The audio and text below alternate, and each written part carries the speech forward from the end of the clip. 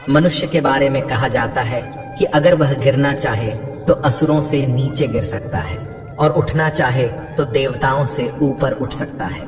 मनुष्य ही सृष्टि में एकमात्र प्राणी है जो परमात्मा तक की दूरी तय कर सकता है, और ये मैं नहीं कहता, हमारे शास्त्र कहते हैं। नमस्कार मित्रों, आप देख रहे हैं एक नई श्रृंखला जिसका नाम है भगवद गीता की सीख। इस श्रृंखला में मैं आपके साथ श्रीमद् भगवद गीता के विभिन्न अध्यायों से जुड़ी शिक्षाओं को साझा करने का प्रयास करूंगा। हम जानने की कोशिश करेंगे कि हर अध्याय हमें क्या समझाने की कोशिश करता है, उसका सार क्या है और वह हमारे जीवन को कैसे दिशा दे सकता है। मेरा उद्देश्य यही रहेगा कि आपके भीतर शास्त्रों को पढ़ने और समझने की जिज्ञासा जागृत हो। जय श्री राधे कृष्ण मित्रों, आपका हार्दिक स्वागत है आपके अपने चैनल प्रेरणा पुंज पर, जहां हम आपके जीवन को सकारात्मक दिशा देने का प्रयास करते रहते हैं। हम आपसे आग्रह करते हैं कि इस वीडियो को अंत तक जरूर देखें, और अगर आपको हमारा यह प्रयास पसंद आए तो वीडियो को लाइक करें और नीचे कमेंट में जय श्री राधे कृष्ण लिखें। साथ ही हमारे चैनल को सब्सक्राइब करें और बेल आइकन को दबाएं ताकि हमारे नए प्रेरणादायक वीडियो सबसे पहले आपके पास पहुंचे। तो चलिए आगे बढ़ते हैं। श्रीमद् भगवद गीता के बारे में कहा गया है, एकम शास्त्रम देवकी पुत्र गीतम, एको देवो देवकी पुत्र एव च, मंत्रोपि एकम तस्य नामानि, यानी कर्मापि एकम तस्य देवस्य सेवा। अर्थात एकमात्र शास्त्र जो भगवान के श्रीमुख से प्रकट हुआ है वह है श्रीमद् भगवद गीता। जब महाभारत के महासंग्राम में अर्जुन संशय और मोह से ग्रस्त होकर अपने कर्तव्य से विमुख होने लगा, तब भगवान श्री कृष्ण ने उसे जो दिव्य उपदेश दिया वही गीता है, जो संपूर्ण मानवता के लिए मार्गदर्शक बन गई। इस सृष्टि में यदि कोई एक पूजनीय देव है तो वे हैं भगवान श्री कृष्ण। यदि कोई एक मंत्र है तो वह है उनका नाम। किंतु यहाँ अनेक लोग भ्रम में पड़ जाते हैं। वे सोचते हैं कि एकमात्र नाम कृष्ण कृष्ण का ही उच्चारण करना चाहिए, परंतु श्री कृष्ण स्वयं श्रीमद् भगवद गीता में कहते हैं, उमित्येकाक्षरम ब्रह्म व्याहरण माम अनुस्मरण। अर्थात मेरा वास्तविक नाम ओम है, जो अक्षर ब्रह्म का प्रतीक है। यदि कोई सच्चे भाव से जप करना चाहता है तो उसे ओम का स्मरण करना चाहिए। जब श्री कृष्ण अर्जुन को बताते हैं कि सेवा ही एकमात्र सच्चा कर्म है, तब वे उसे कर्म का गूढ़ रहस्य भी समझाते हैं। यह सेवा केवल कर्म नहीं बल्कि प्रभु की आराधना है, जो जीवन को धर्म, ज्ञान और मुक्ति की ओर ले जाती है। तो आइए शुरुआत करते हैं। गीता को समझने से पहले, श्रीमद् भगवद गीता के सार में प्रवेश करने से पहले कुछ महत्वपूर्ण शब्दों को जान लेना आवश्यक है। वे शब्द जो बार बार इस दिव्य ग्रंथ में प्रयुक्त हुए हैं और जिनका गूढ़ अर्थ गीता में विस्तार से बताया गया है। इसलिए सबसे पहले मैं आपको इन शब्दों का आशय समझाने का प्रयास करूंगा। जब भगवान श्री कृष्ण ने अर्जुन को श्रीमद् भगवद गीता का ज्ञान दिया तो उन्होंने पहले अर्जुन को उस ज्ञान के योग्य बनाया। अर्जुन पहले से ही एक पराक्रमी योद्धा था, लेकिन केवल बाहरी युद्ध के लिए तैयार होना पर्याप्त नहीं था। उसे अंतःकरण के युद्ध के लिए तैयार करना आवश्यक था। श्री कृष्ण द्वारा दिया गया गीता का ज्ञान केवल जीविका के संघर्षों से लड़ने के लिए नहीं, बल्कि जीवन के संघर्षों से जूझने के लिए है। यह एक साधारण उपदेश नहीं बल्कि एक गहरा प्रशिक्षण है, एक आध्यात्मिक कोर्स जो आत्मा को जागृत करने के लिए रचा गया है। कई लोग यह कहकर गीता को सीमित कर देते हैं कि उसमें तो युद्ध की बात की गई है, अर्जुन को विजय दिलाने की बात की गई है, परंतु सच्चाई यह है कि जो युद्ध गीता में वर्णित है वह केवल कुरुक्षेत्र का नहीं बल्कि मनुष्य के भीतर चलने वाले संघर्ष का प्रतीक है। बाहरी संसार में युद्ध तो प्रतिदिन बदलते हैं, आज कोई विजयी होता है, कल कोई और, परंतु इन युद्धों से अंततः न तो शांति मिलती है और न ही समाधान। गीता के पात्र प्रतीकात्मक हैं, वे हमारे भीतर के गुणों और दुर्गुणों के प्रतिनिधि हैं। इन प्रतीकों को समझना ही गीता को समझने की दिशा में पहला कदम है। भगवान श्री कृष्ण स्वयं कहते हैं, इदम शरीरम कौन्तेय क्षेत्रमित्यभिधीयते। अर्थात हे अर्जुन, यह शरीर ही वह क्षेत्र है जहां वास्तविक युद्ध होता है। इस क्षेत्र में जो कुछ भी बोया जाता है, चाहे वह शुभ हो या अशुभ, वही आगे चलकर फल देता है। इस प्रकार गीता हमें सिखाती है कि हमारे भीतर जो निरंतर धर्म और अधर्म, शुभ और अशुभ, मोह और विवेक के बीच संघर्ष चलता है, उसमें विजय प्राप्त करने की शिक्षा ही गीता का वास्तविक उद्देश्य है। श्रीमद् भगवद गीता केवल युद्ध का ग्रंथ नहीं, बल्कि आत्म विजय का मार्गदर्शन है। जब आपको सद्गुरु का सान्निध्य प्राप्त होता है, जब आप साधना को सही मार्ग पर आरंभ करते हैं, जब आपके भीतर से पाप धीरे धीरे पीछे छूटने लगते हैं, तो आपका यही शरीर धर्म क्षेत्र बन जाता है।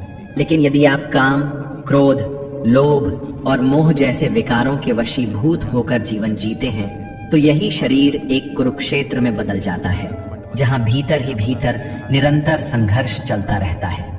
गुरु का अर्थ केवल एक व्यक्ति नहीं, बल्कि एक प्रेरणा है, एक आदेश है जो कहता है करो। यह एक प्रेरणास्पद पुकार है, क्योंकि हमारा चंचल मन और शरीर हर समय किसी न किसी क्रिया में लगा रहता है। जब हम कुछ भी नहीं कर रहे होते, तब भी हमारा मन सपने देखता रहता है, विचार करता है, कहीं ना कहीं संलग्न रहता है। यदि हम प्रकृति और विषय वासनाओं की ओर आकर्षित होते हैं, तो हमारा शरीर कुरुक्षेत्र बन जाता है, जहां मोह, द्वेष और अज्ञान की सेनाएं आपस में टकराती हैं। परंतु जब हम परमात्मा की ओर मुड़ते हैं, उनके मार्ग पर चलने लगते हैं, तब यही शरीर धर्म क्षेत्र बन जाता है, जहां शांति, विवेक और आत्मज्ञान की विजय होती है। यही वास्तविक संघर्ष है धर्म क्षेत्र और कुरुक्षेत्र के बीच, और यह संघर्ष हमारे भीतर ही घटित होता है। अब जब बात धर्म क्षेत्र और कुरुक्षेत्र की हो रही है, तो यह समझना आवश्यक है कि हमारे अंतःकरण में दो प्रमुख प्रवृत्तियां सदैव सक्रिय रहती हैं, देवी संपदा और आसुरी संपदा। देवी संपदा का प्रतिनिधित्व करते हैं पुण्य रूपी पांडु और कर्तव्य रूपी कुंती। जब तक पुण्य का प्रकाश जागृत नहीं होता, तब तक हम अपने कार्यों को केवल सामाजिक या व्यावहारिक कर्तव्य समझकर करते हैं। लेकिन जैसे ही पुण्य जागता है, जैसे ही आत्मा में प्रकाश होता है, तभी देवी संपदा सजीव हो जाती है, और तभी हम सच्चे अर्थों में अपने कर्तव्यों को पहचान पाते हैं। क्योंकि बिना पुण्य के कर्तव्य केवल एक बोझ बन जाता है, लेकिन जब पुण्य जागृत होता है, तब कर्तव्य सेवा बन जाता है, योग बन जाता है, ईश्वर का माध्यम बन जाता है। कुंती ने पुण्य के जागृत होने से पहले, यानी पांडु के प्रकट होने से पहले, जो कुछ प्राप्त किया वह था कर्ण। कर्ण कोई साधारण पात्र नहीं है, वह हमारे भीतर जमी बंधनकारी रूढ़ियों का प्रतीक है। वे रूढ़ियां जो हमें बचपन से संस्कारों, मान्यताओं और सामाजिक मर्यादाओं के रूप में सिखा दी जाती हैं। कर्ण हमारे मन की वह परत है जो सच्चाई से पहले बनती है, जो जन्म से पहले नहीं, पर समझ के पहले से हमारे भीतर सक्रिय हो जाती है। यही कर्ण जब हमारे जीवन पर हावी रहता है, तब हम समाज और परंपराओं के अनुसार निर्णय लेते हैं, आत्मा की पुकार को दबाकर। परंतु जिस दिन पुण्य जागृत होता है, उसी दिन देवी संपदा भी प्रकट हो जाती है। और जब यह संपदा जागृत होती है, तो हमारे अंतःकरण में धर्म रूपी युधिष्ठिर का जन्म होता है, अनुराग रूपी अर्जुन उत्पन्न होता है। वह अर्जुन जो भगवान की ओर आकर्षित होता है, जिसने यह निर्णय ले लिया है कि उसे ईश्वर को पाना है, उस दिव्य ज्ञान को समझना है। और जब इस अनुराग का अंकुर आपके भीतर फूट पड़ता है, तभी आप भगवद गीता को समझने योग्य बनते हैं। फिर आपके भीतर भाव रूपी भीम जागृत होता है, वह प्रबल भावना जो धर्म के लिए हर चुनौती से टकराने को तैयार रहती है। नियम रूपी नकुल आपके जीवन में व्यवस्था लाता है, अनुशासन की भावना लाता है। सत्संग रूपी सहदेव आपको सत्संग की ओर, ज्ञान की ओर, साधुजनों की ओर ले जाता है। और साथ ही सात्विकता रूपी सात्विकी भी आपके स्वभाव में समा जाती है, जो आपके जीवन को निर्मल बनाती है। यही सात्विक प्रवृत्तियां जब एक साथ जागृत होती हैं, तो आपका मन कर्तव्य के द्वारा भाव पर विजय की ओर अग्रसर होता है। और यही कुंती भोज कहलाता है, जहां कर्म और भावना का संतुलन होता है। इन सातों प्रवृत्तियों को 7 अक्षौहिणी सेनाओं के रूप में दर्शाया गया है। अक्ष का अर्थ है दृष्टि, वह दृष्टिकोण जो सत्य की ओर देखता है। ये 7 सीढ़ियां हैं, 7 भूमिकाएं हैं जो हमें परमात्मा तक की यात्रा पर ले जाती हैं। ये गणनाएं केवल प्रतीक नहीं बल्कि आत्मिक विकास के 7 चरण हैं। और ये प्रवृत्तियां, ये दिव्य शक्तियां अनंत हैं, सीमाहीन हैं। अब यदि हम आसुरी संपदा की बात करें, यानी कि उस कुरुक्षेत्र की जो हमारे भीतर ही उभरता है, तो उसमें शामिल होती है हमारी 10 इंद्रियां और एक चंचल मन। ये मिलकर कुल 11 सेनाएं बनाती हैं जो आसुरी प्रवृत्तियों का प्रतिनिधित्व करती हैं। इस कुरुक्षेत्र का राजा है धृतराष्ट्र, वह व्यक्ति जो सत्य को जानता है, जिसने धर्म के उपदेश सुने हैं लेकिन फिर भी आंखें मूंद कर जीता है, वह धृतराष्ट्र है। वह अज्ञानता का प्रतीक है, उसे अपने मोह से अधिक कुछ नहीं दिखता। उसकी जीवन संगिनी है गांधारी, जो हमारी इंद्रियों पर आधारित प्रवृत्ति का प्रतिनिधित्व करती है, जो जानबूझकर अपनी आंखों पर पट्टी बांध लेती है जिससे सत्य दिखाई ही ना दे। इन दोनों के संतान रूप में मोह का प्रतिनिधित्व करता है दुर्योधन। वही मोह जो सभी समस्याओं का मूल है, वही जो हमें संसार से बांध कर रखता है। इसके बाद आता है दुर्बुद्धि रूपी दुशासन, जिसकी बुद्धि भ्रष्ट हो चुकी है और जो सही गलत का भेद करना भूल गया है। फिर आते हैं भीष्म, जो भ्रम का प्रतीक है। भ्रम के कारण ही मनुष्य जीवन भर किसी एक सत्य को पकड़ नहीं पाता।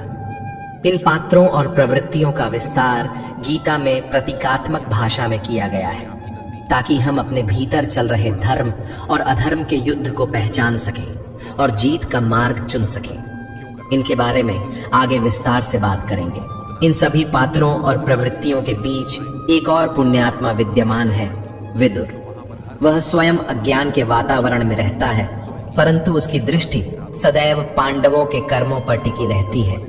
उसका मन, उसकी चेतना हमेशा धर्म की ओर आकृष्ट रहती है। वह उनके साथ जुड़ना चाहता है, उनके मार्ग पर चलना चाहता है। विदुर वह पात्र है जो अधर्म के बीच रहकर भी धर्म की तलाश करता है, अज्ञान में रहते हुए भी प्रकाश की ओर बढ़ने का प्रयास करता है। यही उसकी विशेषता है। अब आइए श्रीमद् भगवद गीता के प्रथम अध्याय की ओर बढ़ते हैं और समझते हैं कि इस अध्याय से हमें क्या सीख मिलती है। मैं यहाँ सरल और सहज शब्दों में कुछ महत्वपूर्ण बातें आपके सामने रखने का प्रयास करूंगा। श्रीमद् भगवद गीता के प्रथम अध्याय का पहला श्लोक है, धृतराष्ट्र उवाच धर्म क्षेत्रे कुरुक्षेत्रे संवेता युयुत्सवः माम का पांडवाश्चैव किम कुर्वत संजय। इस श्लोक में धृतराष्ट्र, जो जन्म से अंधे थे, संजय से प्रश्न करते हैं। यद्यपि वे शारीरिक रूप से दृष्टिहीन थे, फिर भी उन्होंने महाभारत का संपूर्ण युद्ध देखा, परंतु किसके माध्यम से? संजय के माध्यम से।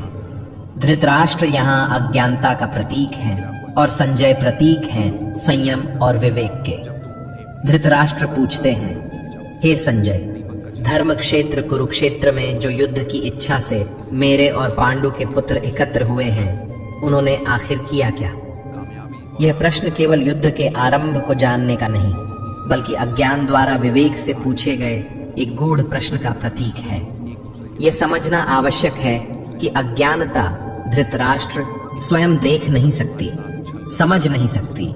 उसे विवेक और संयम संजय के माध्यम से ही सत्य का ज्ञान हो सकता है। यह वह स्थिति है जब मनुष्य अंधकार में होता है, लेकिन उसका भीतर कहीं न कहीं यह जानना चाहता है कि सत्य क्या है, धर्म क्या है और उसका मार्ग कौन सा है। लेकिन जब तक मोह रूपी दुर्योधन यानी अज्ञानता का पुत्र जीवित रहेगा, धृतराष्ट्र की दृष्टि सदैव कौरवों की ओर ही रहेगी। उसकी सोच सीमित, पक्षपातपूर्ण और विकारों से ग्रस्त रहेगी। यही गीता की शुरुआत की मूल चेतावनी है। जैसा कि श्री कृष्ण ने स्वयं गीता में कहा है, इदम शरीरम कौन्तेय क्षेत्रमित्य विधीयते। हे अर्जुन, यह शरीर ही क्षेत्र है। यह युद्ध का मैदान सिर्फ कुरुक्षेत्र नहीं है, बल्कि हमारा शरीर, हमारा मन, हमारी चेतना ही वह क्षेत्र है जहाँ धर्म और अधर्म, ज्ञान और अज्ञान, संयम और मोह के बीच निरंतर युद्ध चल रहा है। श्रीमद् भगवद गीता का प्रथम अध्याय इसी भीतरी युद्ध की भूमिका है, जिसे समझे बिना गीता का मर्म नहीं समझा जा सकता। जैसे जैसे आप श्रीमद् भागवत गीता का अध्ययन करते जाएंगे, आप पाएंगे कि प्रारंभिक अध्यायों में अनेक पात्रों का उल्लेख होता है, किंतु आगे चलकर संवाद केवल भगवान श्री कृष्ण और अर्जुन के बीच सीमित रह जाता है। इसका एक गूढ़ संकेत है, यह दिव्य ज्ञान केवल उस अनुरागी अर्जुन के लिए है जिसने शरणागति को अपनाया है, क्योंकि जब तक व्यक्ति स्वयं भगवान को पाने की तीव्र इच्छा नहीं करता, तब तक गीता का ज्ञान उसके भीतर नहीं उतरता। अब यदि हम प्रथम अध्याय के 11वें श्लोक को देखें तो वहां दुर्योधन अपने गुरु द्रोणाचार्य से कहता है, अयनेषु च सर्वेषु यथा भागम वस्थिताः भीष्म मेवाभिरक्षन्तु भवन्तः सर्व एव ही। अर्थात हे आचार्य, सभी योद्धा अपने अपने मोर्चों पर स्थित रहे, किंतु सब मिलकर पितामह भीष्म की रक्षा करें। यहाँ दुर्योधन कहता है कि अगर भीष्म जीवित हैं तो हम अजेय हैं, इसलिए उन्हें केवल युद्ध में भाग लेने की आवश्यकता नहीं, बल्कि उनकी रक्षा की जानी चाहिए। अब जरा सोचिए, भीष्म जैसे महायोद्धा जिन्हें मृत्यु का भी वर्ण करने की स्वतंत्रता थी, जिन्हें इच्छा मृत्यु का वरदान प्राप्त था, उन्हें अब स्वयं की रक्षा के लिए दूसरों की आवश्यकता पड़ रही है। ये कोई साधारण दृश्य नहीं है। जैसा कि पहले बताया गया, महाभारत के ये पात्र प्रतीकात्मक हैं, रूपकात्मक हैं। भीष्म यहाँ भ्रम के प्रतीक हैं, और जब तक भ्रम जीवित है तब तक कौरव यानी आसुरी प्रवृत्तियां अजेय मानी जाती हैं। यहाँ अजेय का अर्थ यह नहीं कि उन्हें पराजित नहीं किया जा सकता, बल्कि यह कि उन्हें पराजित करना अत्यंत कठिन होता है। जब तक भीतर भ्रम बना रहता है, सही और गलत में भेद स्पष्ट नहीं होता, तब तक मोह, अज्ञान और कष्ट भी बने रहते हैं। लेकिन जैसे ही भ्रम समाप्त होता है, वैसे ही अविद्या, मोह और सभी विकार अपना अस्तित्व खोने लगते हैं। इसलिए भीष्म का जीवित रहना केवल युद्ध में उनकी भूमिका नहीं, बल्कि यह बताने का संकेत है कि जब तक हमारे भीतर का भ्रम जीवित है, तब तक आध्यात्मिक विजय संभव नहीं है। दुर्योधन अपने गुरु द्रोणाचार्य से कहता है, गुरुदेव, पांडवों की सेना का नेतृत्व भीम कर रहा है और हमारी सेना का नेतृत्व पितामह भीष्म कर रहे हैं। यह बात केवल युद्ध के प्रबंध की नहीं, बल्कि एक गहरा प्रतीक है। भीम यहाँ भाव का प्रतीक है, और केवल भावों में ही परमात्मा का वास होता है। जब तक आपके भीतर सच्चे भाव हैं, तब तक आप परमात्मा की ओर बढ़ सकते हैं, उनकी अनुभूति कर सकते हैं। लेकिन जब तक भीतर भ्रम जीवित है, जिसे भीष्म के रूप में दर्शाया गया है, तब तक आपकी चेतना आसुरी संपदा से घिरी रहती है, और यह भ्रम बना रहता है कि असली सुख तो संसार के भोगों में है। इस समय जो राजा है वह मोह रूपी दुर्योधन है।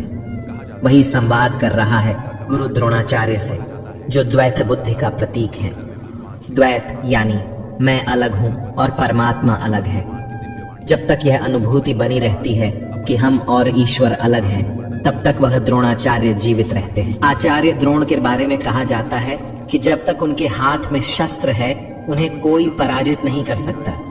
वे अजेय हैं, और यही द्वैत बुद्धि का स्वभाव भी है, जो तब तक टूटती नहीं जब तक कि उसे भीतर से कोई गहरी चोट न दी जाए। तब भगवान श्री कृष्ण ने एक युक्ति रची। उन्होंने कहा, कौरवों की सेना में एक हाथी है जिसका नाम अश्वत्थामा है। अगर उसे मार दिया जाए और यह प्रचार कर दिया जाए कि अश्वत्थामा मारा गया, तो द्रोणाचार्य इसे अपने पुत्र की मृत्यु समझ लेंगे। यही हुआ। भीम ने अश्वत्थामा नामक हाथी को मार दिया। फिर युधिष्ठिर ने सत्य को न तोड़ते हुए धीरे से कहा, अश्वत्थामा हथा, और बाकी शब्द नर व कुंजरा, मनुष्य या हाथी, धीमे स्वर में बोले। द्रोणाचार्य ने केवल पहले भाग को सुना और मान लिया कि उनका पुत्र मर गया है। उनके हाथ से धनुष छूट गया।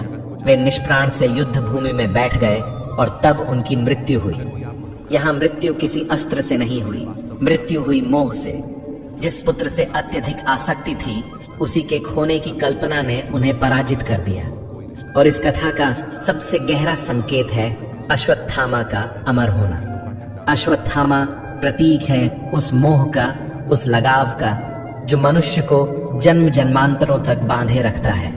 जब तक आत्मज्ञान नहीं होता, जब तक मोक्ष नहीं प्राप्त होता, यह मोह किसी न किसी रूप में जीवित रहता है। इसलिए अश्वत्थामा को अमर कहा गया है। वह आज भी जीवित है क्योंकि मोह आज भी हमारे भीतर है।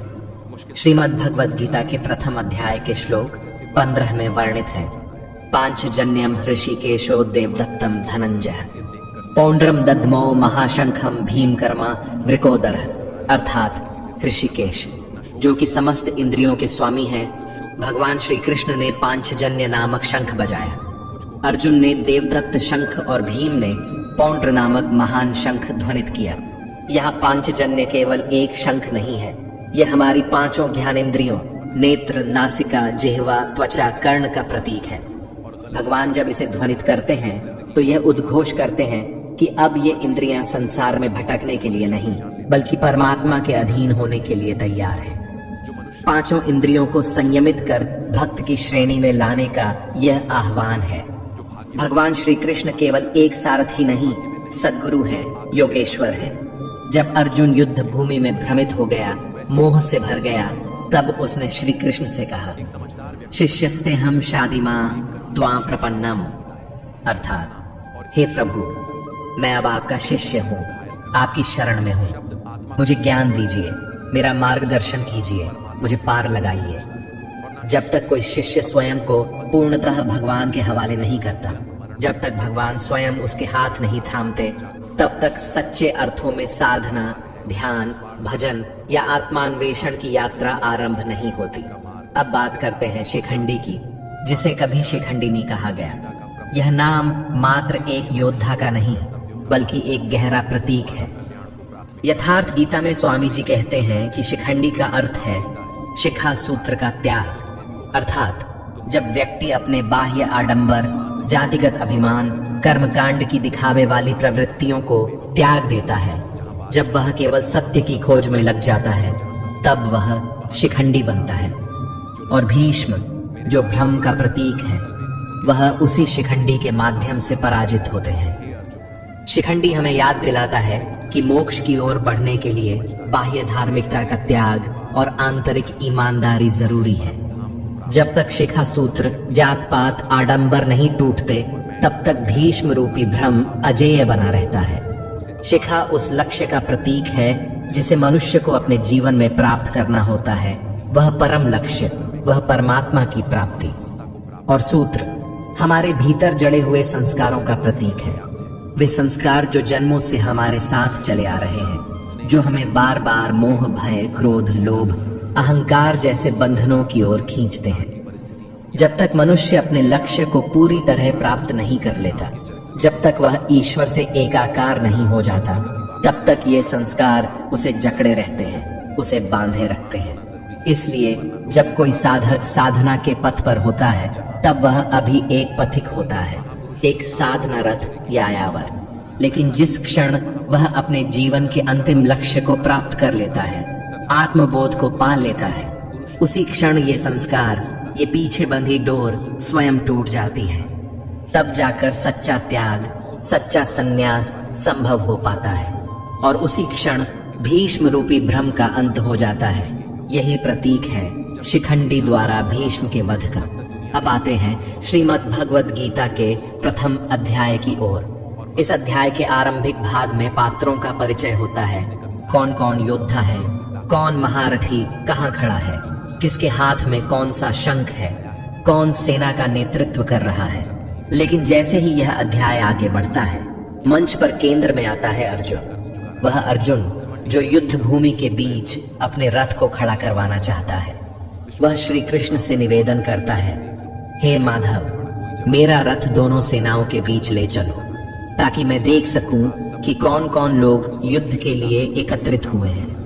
भगवान श्री कृष्ण रथ को आगे बढ़ाते हैं और अर्जुन को उनके सामने खड़े कुटुंबियों, मित्रों, गुरुजनों को दिखाते हैं। जब अर्जुन अपने सगे संबंधियों को सामने देखता है, कोई मामा है, कोई दादा, कोई भाई है, कोई ससुर है, तब उसके भीतर गहरी हलचल शुरू हो जाती है।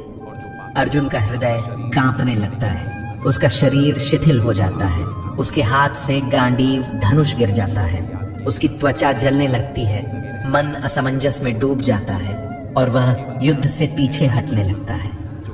उसे लगता है कि यह युद्ध केवल रक्त और मांस का संघर्ष नहीं, यह अपनों के विरुद्ध खड़े होने की पीड़ा है। यहीं से गीता का असली संवाद आरंभ होता है, जब संघर्ष बाहरी नहीं बल्कि आंतरिक हो जाता है, जब एक योद्धा का द्वंद्व केवल युद्ध भूमि का नहीं, आत्मा का हो जाता है। और इसी द्वंद्व को मिटाने के लिए श्री कृष्ण ज्ञान का दीपक जलाते हैं। अर्जुन के लिए यह युद्ध असमंजस और पीड़ा से भरा हुआ है। उसे समझ नहीं आता कि यह कैसा युद्ध है जिसमें दोनों पक्षों में अपने ही लोग खड़े हैं, गुरुजन, संबंधी, कुटुंबी। वह युद्ध भूमि में खड़ा तो है, परंतु उसके भीतर गहरी हलचल मची हुई है। वह श्री कृष्ण से कहता है, हे माधव, मेरे शरीर में कंपन हो रहा है, मेरा गांडीव हाथ से गिर रहा है और मेरी त्वचा जल रही है। यह युद्ध तो मुझे विनाश की ओर ले जाता प्रतीत हो रहा है, न कि कल्याण की ओर। अर्जुन इस क्षण तक श्री कृष्ण को केवल एक मित्र मानता है, एक सखा, एक सारथी। वह अब भी यह नहीं जानता कि सामने जो खड़ा है वह स्वयं परमेश्वर का अवतार है, वही योगेश्वर है जो उसे शीघ्र ही गीता का दिव्य ज्ञान देने वाले हैं।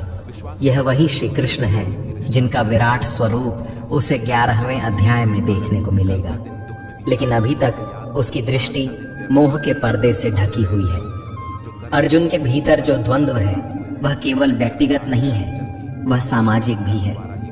प्रथम अध्याय के 41वें श्लोक में वह कहता है, अधर्माभिभवात् कृष्ण प्रदुष्यन्ति कुलस्त्रिय स्त्रीषु दुष्टासु वार्ष्णेय जायते वर्ण संकर। हे कृष्ण, जब अधर्म बढ़ता है तो कुल की स्त्रियां दूषित हो जाती हैं और स्त्रियों के दूषित होने से वर्ण संकर संतानों की उत्पत्ति होती है।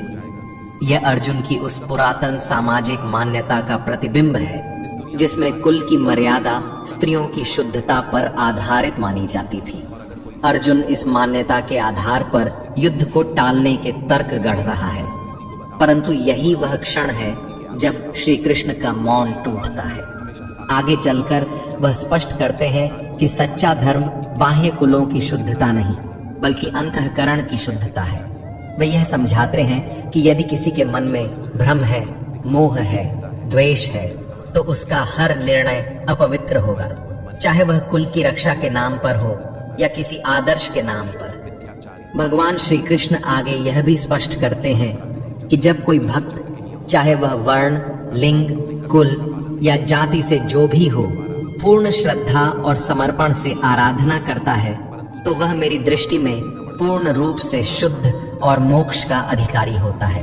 इस प्रकार अर्जुन की हर शंका, हर सामाजिक मान्यता को श्री कृष्ण धीरे धीरे खंडित करते हैं और उसे उस उच्चतर ज्ञान की ओर ले जाते हैं जहां न तो वर्ण बचता है, न कुल, न स्त्री, न पुरुष। केवल एक ही तत्व बचता है, आत्मा, जो नित्य है, शुद्ध है और अनंत है। अर्जुन कहता है, हे माधव, यदि यह युद्ध पाप का कारण है तो मैं त्रिलोक का साम्राज्य भी नहीं चाहता। उसके मन में इस समय तीव्र द्वंद्व है। वह धर्म, अधर्म, रिश्ते, दया, करुणा, इन सब के बीच उलझ गया है।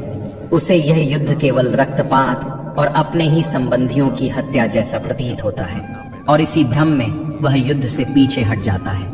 अध्याय के अंत तक अर्जुन, जो अभी तक रणभूमि में सीना तान कर खड़ा था, अब धीरे धीरे पीछे हटता है और अंततः वह अपने रथ के पिछले हिस्से में बैठ जाता है। उसका गांडीव हाथ से गिर चुका है, शरीर शिथिल हो गया है और आंखों से आंसू बहने लगे हैं। ये उसकी आंतरिक पराजय है, संशय और मोह का प्रत्यक्ष रूप। जब अर्जुन दोनों सेनाओं का निरीक्षण करता है तो उसे सामने कोई शत्रु नहीं दिखाई देता।